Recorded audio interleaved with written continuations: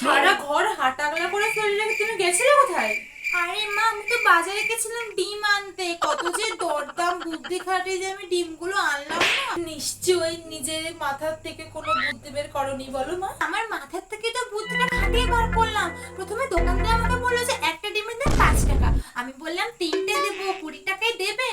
ও দেখি সঙ্গে সঙ্গে রাজি হয়ে গেল। একদম, আমি ঠিক তোমার কাছ থেকে এটাই আশা করেছিলাম। একদম, বলুন মা, কত বুদ্ধি না আমার মাথায়। চুপ! তুই বুঝতে পারোনি দোকানদার তোমাকে পুরো টুপি পরিয়ে দিয়েছে? এর থেকে যা করবে আমাকে জিজ্ঞাসা করে করবে। চুপ করো। A few moments later. ও মা, বলছে আমার এই আলমারি থেকে তো জল কেন করাচ্ছে? আপনি তো আমাকে বললেন মা যে আপনার আলমারি থেকে যেন কাপড়গুলো ভালো করে কেচে আমি আলমারিতে গুছিয়ে রাখি। আমি তো সেটাই করলাম। মানে তুমি কাপড়গুলো কেচে শুকনো করতে দাওনি? আপনি তো কাপড়গুলো শুকোতে আমায় বলেননি। আপনি তো বললেন যে আপনি যা বলবেন তাই যেন করি। বাবাই হরেক রকম পাগল দিয়া মিলাইছে মেলা।